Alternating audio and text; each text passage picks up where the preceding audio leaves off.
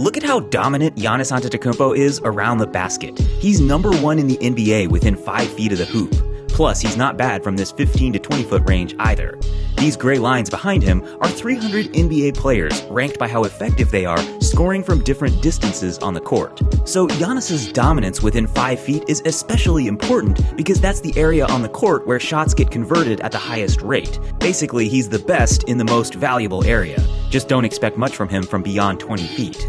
In contrast to Giannis though, let's bring in Grayson Allen. He's pretty much the polar opposite. Highly effective from beyond 20 feet, but below league average from pretty much everywhere else on the court. Okay, moving on, you might be wondering which player has the most area under their graph. In other words, the player who's the most effective from everywhere on the court. Well, this season, it might just be Kyrie Irving. He's unbelievably in the 90th percentile in every zone beyond 5 feet. That's incredible scoring consistency from every area.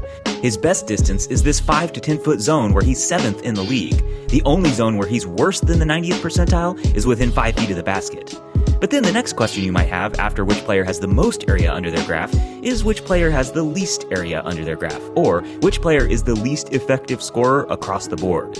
Well, it's important to remember that these are just the top 300 players in the NBA in minutes played this season, but amongst that cohort, Jared Vanderbilt has been one of the least effective scorers. He doesn't crack the 30th percentile from any distance on the court. Yikes. Alright, next, here's Cade Cunningham. Despite the Pistons' struggles, Cade has been scoring at a pretty effective clip from almost everywhere on the court. That is, except for that 20 to 25 foot range where he's been really bad. Otherwise, though, he's been elite, especially from 15 to 20 feet, where he's been the league's 6th most effective scorer. Then let's compare Cade with some of his fellow 2021 draftees. First, here's Scotty Barnes, and their profiles are actually kind of similar, solid from everywhere on the court except that 20 to 25 foot range. Barnes' most effective area relative to the rest of the league is that little 5 to 10 foot zone. Then finally, here's the #3 pick from 2021, Evan Mobley. His offensive development has kind of stagnated, especially compared to Scotty and Cade. To be fair, his season has been interrupted by injury, but still, he hasn't developed much of an effective three-point shot at all.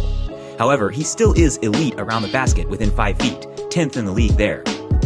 Alright, lastly, I want to run through a couple of teams, starting with the Minnesota Timberwolves. First, here's Rudy Gobert. He exemplifies the traditional center, dominant around the basket, but ineffective everywhere else on the court. But then, here's his partner in the front court, Karl Anthony Towns.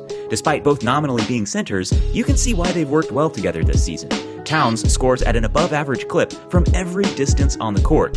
He's especially dominant within 10 feet of the basket, but he's very good from long distance as well. Then I'm going to remove Towns, but keep Gobert to compare the next guy. It's the point guard Mike Conley. He's been kind of the inverse of Gobert this season. Ineffective within 5 feet of the hoop, but excellent from 20 to 25 feet. That includes corner threes, where he's shooting 59% this season. Finally, I'll take away Gobert to compare one more guy from Minnesota with a remarkably similar shot profile to Conley, and that's Jaden McDaniels. He's basically been like a better version of Conley within 20 feet of the basket, and he's been equally elite from that 20 to 25 foot range. And just if you're wondering, we featured Anthony Edwards in a previous part of this series. Okay, finally, one more team I wanted to highlight was the Miami Heat. Now, since Jimmy Butler's barely played this season, I wanted to focus on the Heat's other guys, starting with Bam Adebayo. Yeah, Bam is insanely effective in that mid-range zone from 5 to 20 feet. He's 4th, and 10th from those 3 distances. Incredible dominance. But he does next to nothing beyond 20 feet. So that's where Tyler Hero comes in. He's impressively been almost as effective as Bam in those mid-range zones, 8th and 9th in the league from 10 to 20 feet, but he's also been highly effective from long distance, 8th in the NBA from beyond 25 feet. Then let me remove Tyler Hero, and I'll bring in one last guy, Duncan Robinson. And even more than Tyler Hero, he's pretty much been the opposite of Bam. Mid or low effectiveness within 20 feet, but elite from beyond 20 feet. Okay, that'll do it for now, but let me know who you'd like to see featured in the next part of this series.